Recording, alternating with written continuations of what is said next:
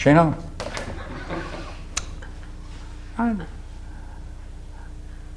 Because you want to be able to find someone who can give you, all right, give the person, the ability and knowledge to distinguish the good life from the bad. You have to find someone who can give you both the ability and the knowledge.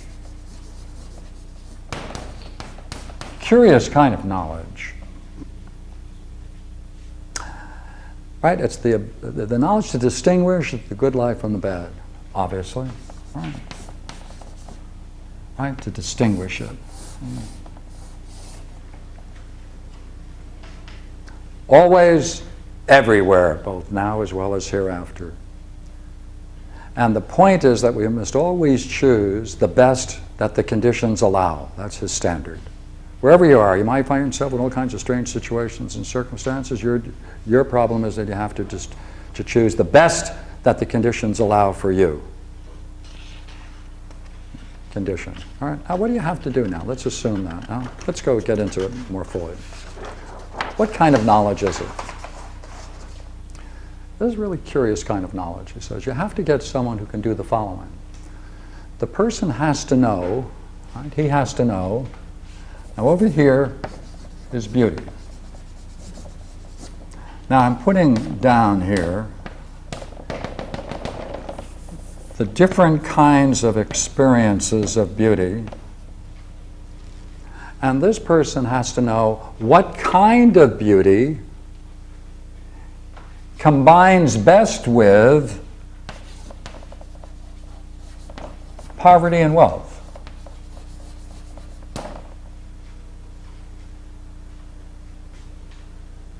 Combined with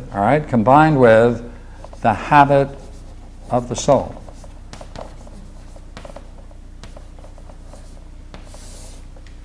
Combined with the habit of the soul. Especially as it operates for good and bad in your choices.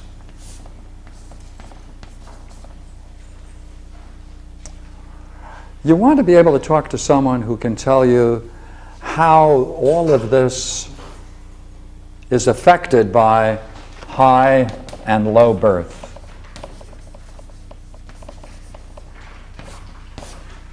Your past, your inheritance, where you were born, your culture that you brought with it, right? Whether or not you take a private position in life or public, whether you're in the public or whether you have a private life, that's going to play a role.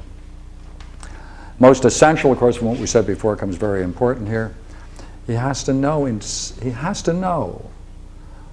the degree of strength and weakness, the role it plays in this whole problem, right? Strength and weakness.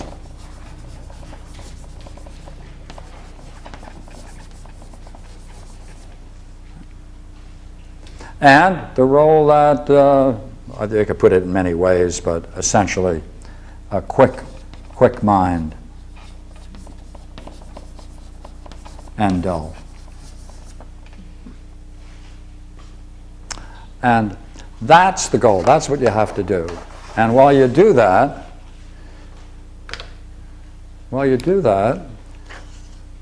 all of this with him, you have to continuously, right, have one feature in mind, and that is you always have to have your eye on the issue of the nature of the soul.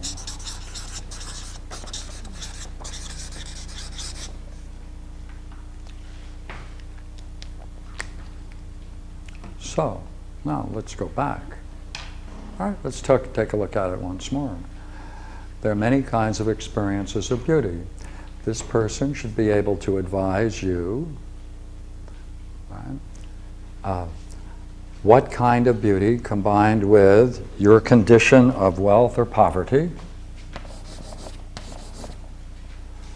the kinds of habits you've developed in your soul, that is the way you live, that particular automatic ways of being, both when you do something good and when you don't.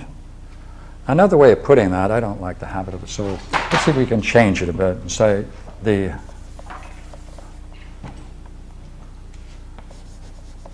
habitual way of the soul's functioning, the way you function. Then the person should know the effect of a low birth, family background, right? Low birth, all the effects of a low birth, and equally well, the effects of a high birth in this quest. Have to know whether the person is living a private life or public life. You have to play that in, how much strength, how much weakness they have, how bright and how dull they are. This is curious, and while all of this is going on, you have to keep your eye on the nature of the soul. We got to straighten this out. Right, now that we have this, the method, let's look at it again.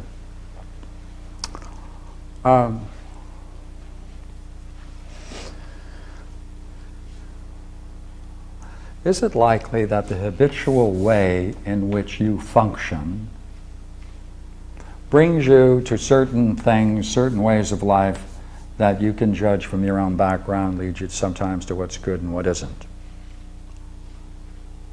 Would you agree that habitual way in which you function is also influenced by the amount of resources you have? That's not all you are. You came into the world with a whole background, your birth, your whole tradition. You can have a low birth, as it were, or a high birth. That in itself isn't enough. Then the life you choose to live, whether it's out in the public or private, is going to play a role. Your own strength and quickness of mind is going to play a role to determine what?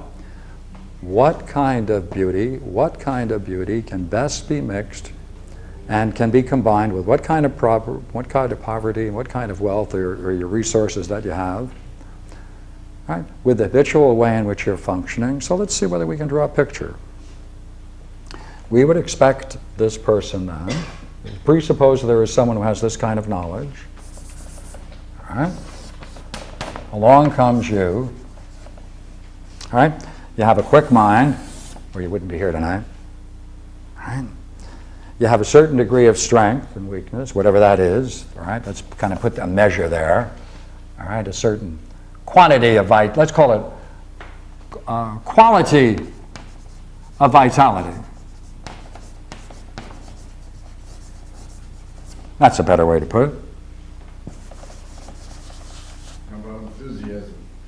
Oh, I'd put that in there with vitality. That's a good one to put in, right? All right, you come, right, and you have a certain degree, a quality of vitality about you. Right? Right, so you're right, quick mind, right? Therefore, you have a certain quality of strength and weakness, all right? If you have time to live a private life or you're out in the public, that's going to play a role, because obviously if you have a private life, you can do more introspection than you likely could with public, or you'd have to reserve a certain amount of time in order to do the reflective side if you did leave a public life. So let's say you have sufficient private time, let's call it that. All right, if you have sufficient private time, then you can engage in what we're going to be doing. All right, now you're going to have to deal with your own past inheritance in terms of where you came from, your birth, your background. Right? That's going to play a role. And with it is going to be what you have developed as a habitual way of being. Right? So your personal way of being.